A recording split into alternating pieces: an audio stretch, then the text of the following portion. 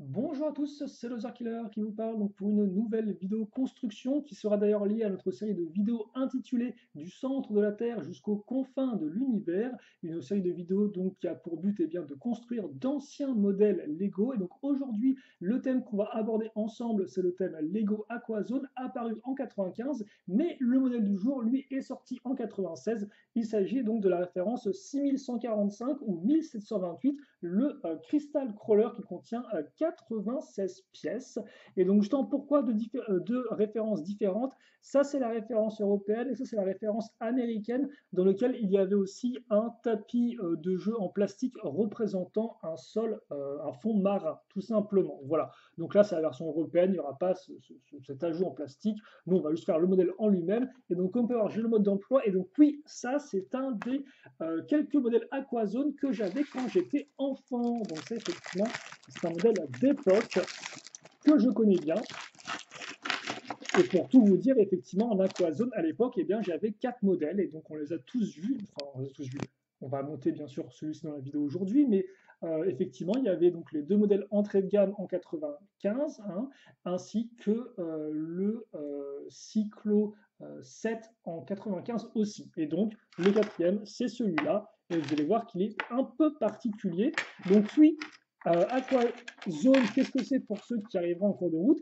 C'est un thème donc Lego sous-marin, aquatique, effectivement, le premier du genre, qui est aussi un peu mixé avec de la SF, et dans lequel, effectivement, en tout cas pour les 2 premières années du thème, 2 camps s'affrontent, 2 factions. D'un côté les aquanautes et de l'autre les aquasharks. Et donc là, effectivement, ce sera un modèle aquanaute, donc les gentils, avec un schéma de couleur jaune, noir et bleu transparent. La figurine, donc, qui est d'époque, morsure un peu incluse de mon petit frère, voilà. Et d'ailleurs, ce sera même pour la tête qui a peut-être pris un peu un sacré coup. Donc, à l'époque, les figurines Lego n'avaient pas vraiment de nom spécifique, sauf quelques exceptions. Et donc, lui, bah, c'est juste Aqua, Aquanaut numéro 2, je crois. Donc, voilà, c'est tout. Il vient avec son petit scaphandre, il est content, la visière peut se soulever. Vous avez l'antenne ici, 2 accroches à l'arrière et le tenon au milieu de sa petite turbine. Donc voilà pour la figurine, là encore on la connaît, de toute façon il y a 3 figurines différentes pour les aquanautes et puis c'est tout. Donc autant vous dire que on revoit souvent les mêmes visages, encore plus si vous avez suivi mes vidéos depuis le début. Et d'ailleurs, j'allais oublier, mais notre personnage vient avec 2 couteaux. Voilà. Alors eux, par contre, je pense que vu leur état pristique, c'est des couteaux que j'ai rachetés par la suite, parce que honnêtement, mes couteaux d'époque ne doivent pas être aussi propres que ça. Des beaux couteaux chromés qui sont d'ailleurs apparus avec ce thème-là, là encore. On va donc commencer le véhicule, et d'ailleurs, je pense qu'on peut en fait carrément se mettre ici, parce que on va le faire directement à même. Alors par contre, on n'aura pas besoin d'autant de lumière, vu qu'on a un véhicule qui est de couleur jaune, donc qui va quand même bien ressortir par lui-même, qui va bien émaner de la couleur par lui-même. Ok, donc on part justement avec nos 2 barres parallèles sur lesquelles on va accrocher, alors de façon asymétrique, ça va être assez rigolo, des briques. Donc là, vous noterez d'ailleurs la présence d'une brique avec des petites dents, ce sera pour nos bras articulés. Là encore, c'est un des grands classiques du thème Lego Aquazone, c'est la présence de bras articulés pour manipuler les cristaux et autres. Les cristaux étant effectivement la ressource principale pour laquelle eh bien, les 2 camps, entre guillemets, s'affrontent. Même si là encore ils s'affrontent, on ne sait pas vraiment comment ils font ça parce qu'il n'y a pas d'armes sur leur véhicule. Les seules armes qu'on voit éventuellement, c'est les couteaux et les harpons. Mais là encore, comme ils sont dans leur sous-marin, on peut douter qu'ils n'utilisent pas ces véhicules-là. Donc au final, c'est peut-être une sorte plus de conflit en mode course à la ressource, à qui sera le premier pour miner les ressources, plutôt qu'un vrai conflit armé entre les 2 équipes. Voilà. Donc ensuite, on va préfixer ces pièces d'angle droit, comme ceci, qu'on va raccorder ensuite avec ces pièces une par deux.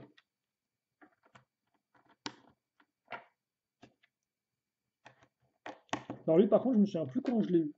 Autant le Cyclo 7, j'avais quand même quelques idées, souvenirs de ma mémoire, de la boîte très particulière, de moi qui l'achète je crois peut-être un mercredi après-midi ou autre, après les cours ou un truc comme ça, c'était une journée un peu spéciale. Autant celui-ci, aucune idée. On va prendre ces pièces-là qui vont être bien utiles pour faire la structure centrale, même si effectivement le fait d'avoir juste 3 tenons est un peu particulier, mais le véhicule en lui-même est assez particulier comme on le verra. Et aussi on en profite pour doubler nos pièces 1x2 avec l'accroche circulaire, comme ça. Donc ouais, très particulier pour l'instant de ce petit Crystal Crawler. On va aussi, alors là encore, attention au mordillage, la petite pièce imprimée qu'on retrouve chez les deux camps avec un niveau de l'eau, de la pression, je ne sais pas trop, qu'on va mettre ici. Voilà. Et elle est en jaune, c'est l'Aquanaut, mais on la retrouve en bleu, c'est chez Aquashark, cette petite pièce imprimée. Et autre pièce 1x2, celle en forme de grille, qu'on va fixer à l'avant. À l'arrière, ou plutôt en dessous, on va renforcer tout ça et peut-être ajouter une épaisseur en plus, par la même occasion, avec ces 2x2 de couleur jaune. Voilà. Puis, on va fixer ces 1x2,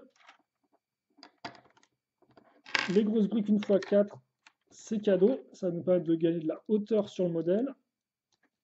Et puis là, tout de suite, on va prendre de la forme avec ces... Alors par contre, on va la mettre vers l'intérieur, celle-ci. Avec ces pièces pentues 2x3.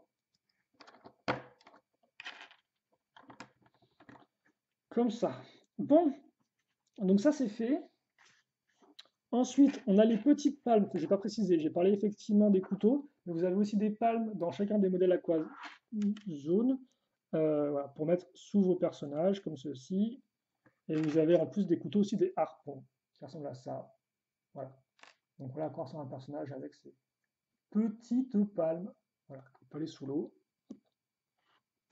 Et généralement, ce qui se passe, c'est que les palmes, vous pouvez aussi les accrocher donc, sur le véhicule. Comme ça, quand le personnage est dans le véhicule et qu'il ne peut pas prendre ses palmes avec lui parce que les palmes aux pieds, il n'y a des fois juste pas l'espace, en plus d'être assez inconfortable, vous pouvez les raccorder ici. Donc là, ce qu'on va faire, c'est assez intéressant, c'est qu'on va surtout raccrocher les deux côtés, mais surtout justement vraiment créer le cockpit en fait. Vraiment le définir, ce sera dans ce carré-là, et puis c'est tout. Ensuite, on va prendre ça, et ça forcément, on peut se dire, bah, c'est des roues en fait. Bah oui, c'est des roues déjà, effectivement, très bien, bravo. Mais effectivement, c'est des roues, car oui, ce sera un sous-marin, mais un sous-marin qui roule en fait, tout simplement. Donc c'est un peu spécial. C'est pour ça qu'effectivement, c'est un thème qui a quelques éléments qui se rapprochent des vrais sous-marins et autres explorations sous-marines. Mais il a aussi ce côté un peu science-fiction, un peu bizarrerie justement, avec ces roues-là. Après, honnêtement, ça doit tout aussi exister dans la vraie vie, ça, je ne sais pas du tout quoi. Mais en tout cas, c'est vrai que par rapport aux autres modèles, celui-ci faisait un peu figure d'exception. Après, par contre, sachez que ce n'est pas le seul modèle qui aura des roues dans le thème Aquazone. Ça encore, bien évidemment, j'ai la chance d'avoir pris la décision, entre guillemets, d'avoir les moyens de me le permettre. Donc j'ai acheté le thème dans son entièreté. Voilà. Au début, je ne pensais pas forcément faire tout ça, quoi. Mais ça veut dire qu'effectivement, les autres modèles avec des roues, on les verra aussi sur la chaîne et on pourra s'amuser un peu à les comparer ensemble, bien évidemment. C'est rigolo. Les harpons, on les retrouve ici justement, donc sur les petites pièces à clip.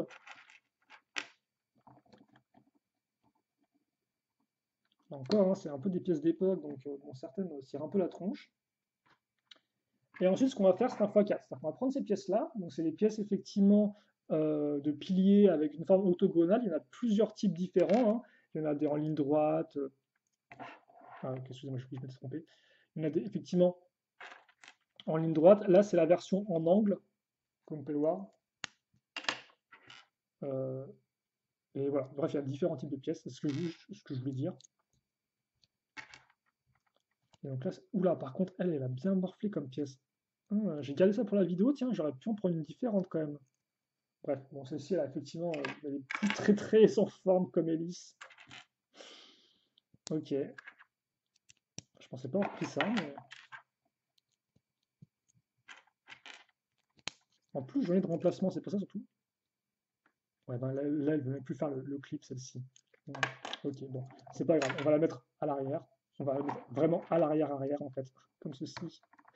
Et donc, on accroche ça sur la barre qui permet de maintenir la roue en place. Donc les hélices, c'est aussi une pièce qui apparaît de ce thème-là, qu'on a vu déjà de nombreuses fois par le passé, avec les autres modèles comme ça. Autre élément aussi assez spécifique, mais qui n'est pas originaire de ce thème-là, ce sont les bras articulés. Alors, j'ai fait le choix là de ne pas les assembler avant la vidéo. J'aurais peut-être dû, vu qu'effectivement ça va être un x2 pas forcément super intéressant. Donc en fait, on aura des segments comme ça pour vous expliquer. Voilà, avec des petites dents 3 ou 2. Et on va relier ces parties-là ensemble. Donc selon la couleur de la pièce, vous verrez qu'effectivement les dents sont soit dans le même sens, soit elles sont à 90 degrés l'une par rapport à l'autre.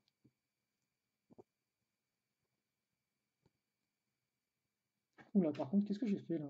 Attendez, non, je me trompe. C'est comme ça. Donc on a des jaunes, on a noir, et on aura deux jaunes ensuite.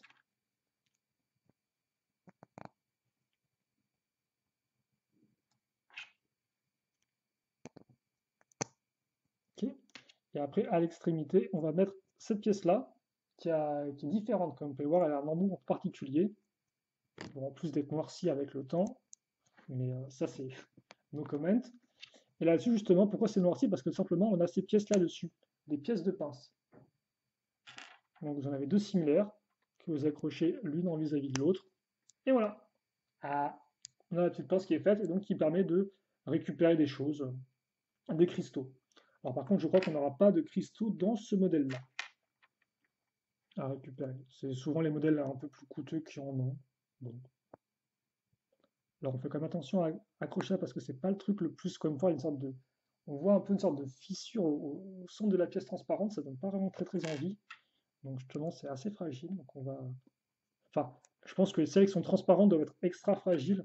Celles qui sont en plastique opaque, ça doit être moins fragile tout de suite.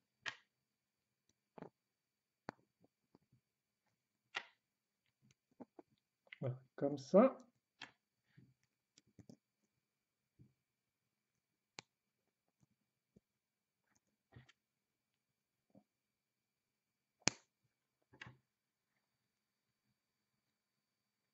Est-ce que tu peux descendre, toi, s'il te plaît? Merci.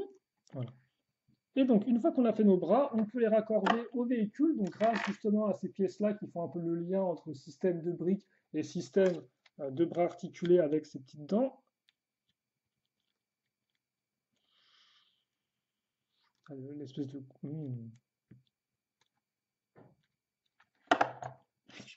L'espèce de grosse marque de plastique là, transparent, je le sens bien, tiens. On va vraiment manipuler avec précaution. Et donc voilà, tous les segments, bien sûr, vous pouvez les pivoter les uns par rapport aux autres, ce qui fait que vous pouvez faire des choses un peu folles. Donc une fois que c'est fait, il ne reste plus grand chose à faire en fait. C'est-à-dire que, vous allez voir, c'est très intéressant ça. On va prendre cette pièce-là. Alors c'est une pièce qui est assez rigolote. On va accrocher ça déjà ici. Elle a effectivement un ressort. Et en fait, on va mettre ça là. C'est une accroche circulaire technique, enfin Lego technique. Et comme vous pouvez le voir, hop, avec le ressort, elle revient en place. Et donc ça, on va le mettre ici, sur nos accroches circulaires. Alors, attendez.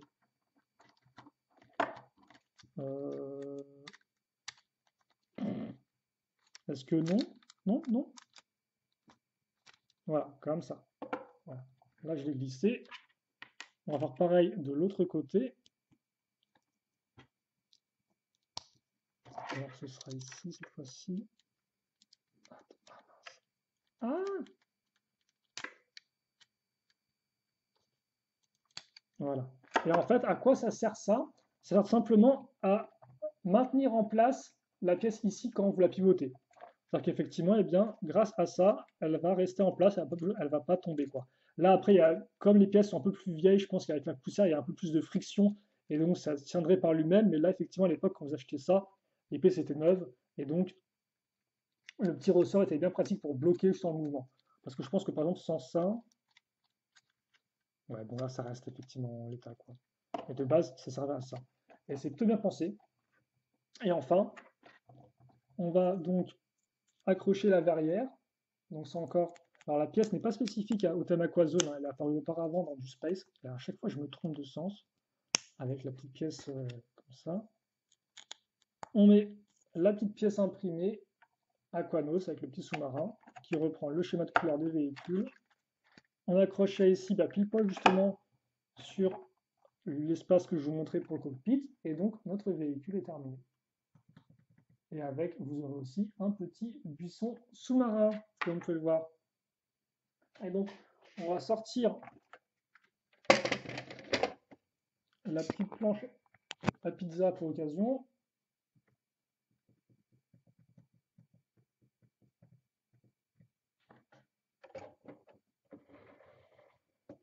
Voilà.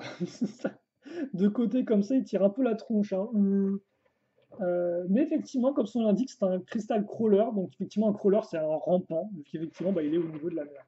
Mais pas que, parce que justement, ce qui est rigolo avec ce véhicule-là, c'est que ça, vous pouvez le déplacer. Et donc, par exemple, vous pouvez faire en sorte que voilà, le véhicule puisse utiliser pour remonter comme ceci. Ou effectivement, si vous voulez qu'il descende, et bien comme ça. Il peut aussi rouler ici. Donc voilà, vous pouvez aussi voilà, mettre juste ça comme ceci, par exemple. Ou même en coin, hein. Donc vous pouvez aussi le faire, hein. Donc voilà, donc c'est une sorte de tortue un peu. On pourrait presque imaginer un véhicule comme ça moderne avec des sortes de vraies pattes en fait. Mais oui, c'est un peu un véhicule tortue celui-ci. Et là encore, il a vraiment une forme qui est très distincte des autres sous-marins qu'on a vus auparavant. Et déjà, les autres sous-marins étaient déjà tous un peu différents les uns des autres en termes de forme. Mais celui-ci, effectivement, reste différent. Alors forcément, lui, il fait penser un peu au modèle entrée de gamme des sorties l'an dernier chez les Aquanauts, parce qu'effectivement, il utilise la même pièce de, pas de viseur, Ah, j'ai plus le nom, de verrière, voilà. Il utilise la même pièce de verrière, et il a ce côté aussi un peu carré avec ces pièces-là sur les côtés, comme le petit modèle entrée de gamme. Donc effectivement, il y a un peu un lien de famille entre les deux. Voilà par rapport à une figurine. Donc comme on peut voir, on a vraiment affaire à un modèle qui est pas petit, mais qui est quand même un peu voilà, petit moyen, je dirais, dans ces eaux-là. Et il fonctionne plutôt bien, quoi. Après, là, moi, c'est un modèle que je connais bien. Je l'ai eu quand j'étais enfant, donc je l'ai bien poncé, entre guillemets, ce modèle. Mais il a quand même une place assez unique dans le thème. Bah, déjà dans les autres sous-marins Aquanautes, et puis effectivement dans le thème, voilà, c'est le premier à avoir intégré ce système un peu de roue à un véhicule aquatique qu'on retrouvera, comme je vous l'ai dit, sur d'autres véhicules par la suite. Voilà, le petit buisson qui va avec, on commence à connaître, toi-même tu sais, voilà. Et je pense que c'est tout pour nous et cette petite construction au calme. Donc, écoutez, on va peut-être ouvrir un peu ça, peut-être les grilles comme ceci, les grilles, les pinces. Donc voilà, on s'est un peu flippé quand on a constaté que c'est cette pince qui bouge dans tous les sens, quoi. Mais ouais, mais c'est pour la science. Donc ça va. Bref, nous on va citer là-dessus, je pense, cette vidéo. Si vous avez des questions, des commentaires à faire sur le modèle, et d'ailleurs, tiens, oui, je peux vous montrer en conférence les modèles alternatifs que vous pouvez construire avec ce modèle-là. Parce qu'effectivement, avant Lego, dans chacun de ces modèles, vous montrez à la boîte et sur le mode d'emploi et bien des versions alternatives que vous pouviez réaliser.